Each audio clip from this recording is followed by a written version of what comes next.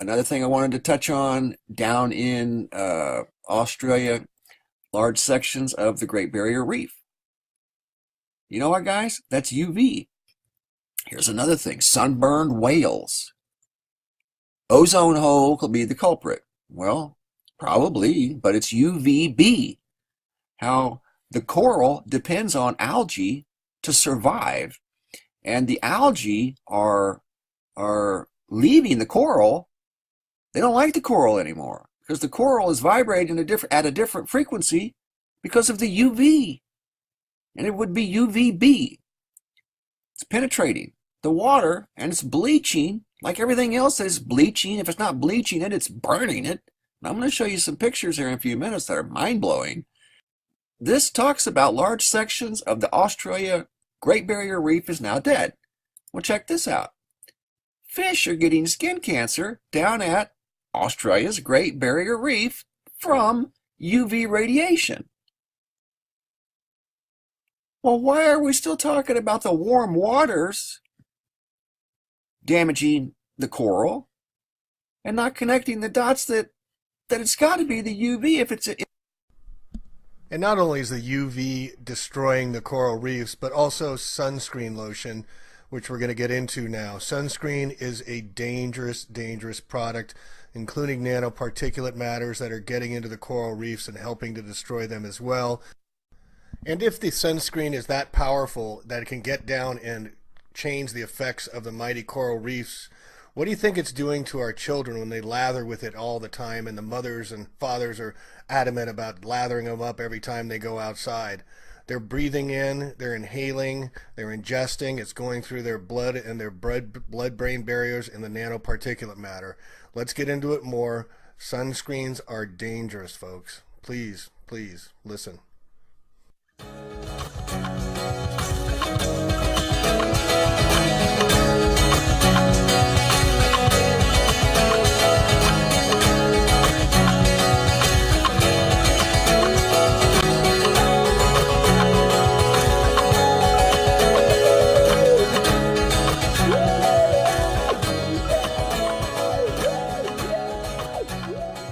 Included in sunscreens, which very few know about, are nanoparticulate matters.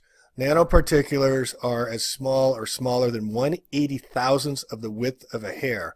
They can be manipulated and organized, and they are totally cost efficient because they can be self-replicating, but they are totally unregulated by the FDA and the EPA.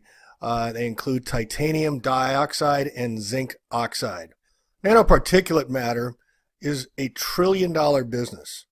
It is totally under the radar of the consumer, but it is in so many products because it's, like I said, cheap to produce and cheap to replicate, so cost efficiency is amazing. So here's from the Environmental Working Group, nanoparticulates in sunscreens. Here's the positive. They provide strong protection with few health concerns. Zinc oxide offers good protection from UVA rays, doesn't talk about UVB. Titanium oxide less so, but better than most other active ingredients. Nanoparticulates in American sunscreens are either titanium dioxide or zinc dioxide. So here we go, telling you the shape and size of the particulars affect sun protection. Nanoparticulates in sunscreens don't penetrate the skin. That's what the headline reads, but you read down here, it says, well, neither study could determine if zinc nanoparticles penetrated the skin. See how they mislead you? Here's another one. It is unlikely that nanoparticulates in sunscreen can cause skin damage when energized by the sun. However, the next line says zinc oxide are photocatalysts, meaning that when they are exposed to UV radiation, they can form free radicals that damage surrounding cells. Information from suppliers suggests that U.S. sunscreen formulators generally employ the appropriate forms of zinc oxide and titanium dioxide in their products. Recent studies in other countries indicate that manufacturers do not always use sunscreen grade minerals. Since manufacturers are not required to make this information public, the extent of these problems is difficult to gauge. Nanoparticulates could cause lung damage when inhaled. The International Agency for Research on Carcinogens has classified titanium dioxide as a possible carcinogen when inhaled in high doses. Insoluble nanoparticulates that penetrate skin or lung tissue can cause extensive organ damage. Nanoparticulates in lip sunscreens can be swallowed and might damage the gastrointestinal tract, although there are no studies to suggest that consumers swallow enough zinc oxide or titanium dioxide to pose a concern. Do current federal screening regulations ensure the safety and effectiveness of sunscreen minerals? No. The U.S. government has not enacted regulations, guidelines, or recommendations on particular characteristics that would maximize sun protection and minimize health risk. FDA sunscreen rules assume that any type of titanium dioxide or zinc oxide can be safely used in sunscreens. It's unbelievable. This is such a double standard they're talking here. EWG remains deeply concerned about the general lack of oversight of nanotechnology and associated risks to consumers, people with workplace exposures, and the environment. Thanks for nothing. Cover up your children, folks. Don't put on the sunscreen.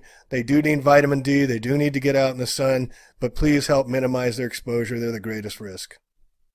What we know about skin cancer risk is sunburns under the age of 10 can portend a large increase in risk for melanoma.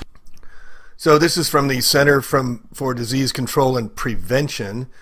This is June 2nd, 2015.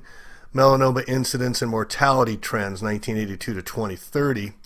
What it says is melanoma incident rates have continued to increase and risk behaviors remain high. It's responsible for the most skin cancer deaths. Results. Incident rates are projected to increase for white males and females through 2019, and beyond. Skin cancer is the most common form of cancer in the United States. Melanoma is responsible for the most cancer deaths. An individual dying from melanoma loses an average of 20 and a half years of potential life. Treatments cost about $3.3 billion annually. That's going to go up, making more bank for big pharma. Melanoma is the 5th most common cancer for men and 7th most common for women. More than 90% of melanoma cases in the United States are attributed to skin cell damage from ultraviolet radiation exposure. The Guide to Community Preventative recommends multi-component community-wide programs and educational, environmental, and policy interventions based on evidence that they increase UV protective behaviors, decrease skin damage that can develop into melanoma by increasing the availability of protective clothing and hats, and scheduling activities before or after midday hours.